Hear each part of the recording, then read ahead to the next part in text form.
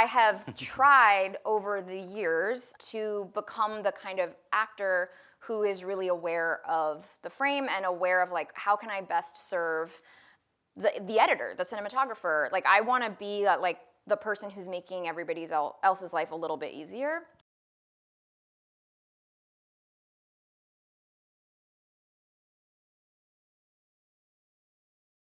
Which was a blacklist script, so it's out there. I was able to read it, which was interesting because it's structurally the same, but it's also very different. The script changed a ton.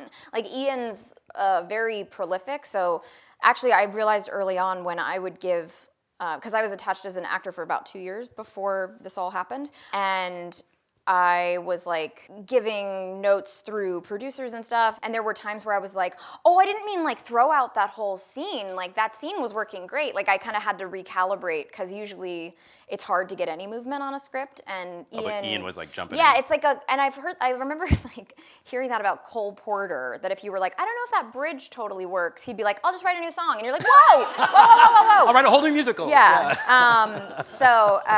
Yeah, Ian is very much that guy where he has no problem just like writing amazing new ideas, and that meant that over those 2 years I had read so many drafts. You know, no matter what the draft was, I was always like, ooh, that is stellar. Like, that little nugget is so stellar. And that meant that like when I signed on to direct, and I had about 6 weeks where I was just in a race with Ian to do a little rewrite, and I got to kind of go through all those drafts and go, I think maybe there's a way to Frankenstein some of these great little pieces. And then, yeah, the whole ending with the runaway and stuff was the first thing that I pitched to him as something to include. There were times where I had a lot of fun, you know, just getting to be like the set goblin, like, you know, just hunched over with my monitor and not be like in rollers in the morning. But Is that more, did you enjoy that? Just directing. Just directing days? Was awesome. Your favorite? Yeah. But at the same time, I then genuinely, I know this sounds glib, but I was like, it's actually pretty great that the lead actress and director are on the same page all the time. Like, I know that sounds like it always gets a laugh, but I am dead serious. How refreshing. Yeah. Because like that would have been like, I think it would have been way harder for me to try to explain certain very, very specific things and like get someone else on board with it, because I think that when Cheryl goes rogue on the dating game, there's like a certain playfulness that I'm like, I think that's gonna work, where it's not really about the fact that she's like outsmarting them, because then she comes off like maybe a little pedantic, but it's like, no, she's just leaning into like pleasure. She's just having a good time, and that's like its own act of rebellion, because, you know, her just prioritizing like, well, this is making me happy is something that she doesn't do anywhere else. It's our first time seeing her. Yeah.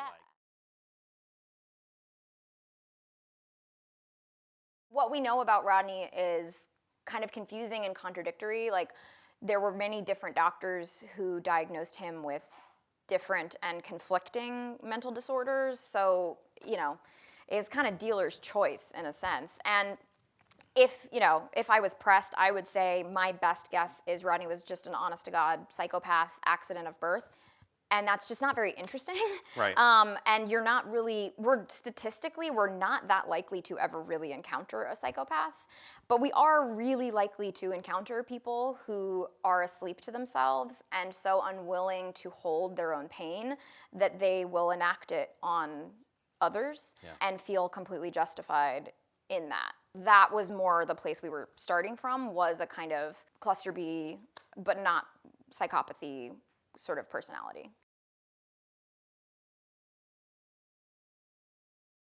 How can I best serve the film, and not this kind of like the way that we're taught to kind of infantilize actors, and the way that a lot of directors talk to me as though I'm this like delicate butterfly who, you know, can only be thinking about like an existential truth about my character. And I'm like, no, I want to be on a film set.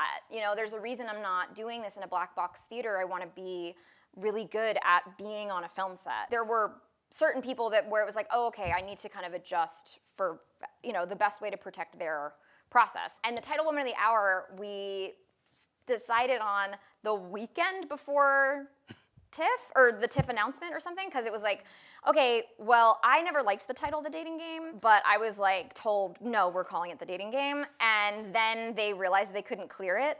Sorry. Oh no. Also better than the original. But I was saying from the jump, I was like, I mean, can we even clear it? And and so then I was like, I fucking told you. But then I was like annoyed because I was like, well, I haven't been thinking about the title because you guys were telling me it was going to be The Dating Game. And so I literally, this is so embarrassing. I was literally on like websites for like idioms because I was like, what the fuck do you call this movie? And I was like, something with like girls, women being seen. I was just looking up like idioms around that, and I figured, hey, if there's a decent idiom, I can have the game show host say it in ADR. And because we didn't. Yeah, movie's done. Yeah. And Woman of the Hour felt like certainly a really easy thing for the game show host to say, and I liked the idea that it does play on the idea of like, well, being disposable and just having your moment for a second, as long as you are kind of like consumably attractive in the way that the 70s wanted you to be, and still now. I also liked the title a lot more once we realized like, oh, the best place to put it is right after it's like, oh, me? Oh no, Janet. Okay, my bad. Yeah, that Woman of the Hour then becomes like a lot more ironic, and that felt a lot better to me because I was like, there is something like kind of icky or self-aggrandizing about calling it Woman of the Hour, because it does sort of force many people interviewing me to go, so you're the Woman of the Hour. And I was like, oh, I'm so sorry. This was not my intention. It's like so icky. So I felt better once it was like, okay, we'll put it in a really humiliating moment for my character.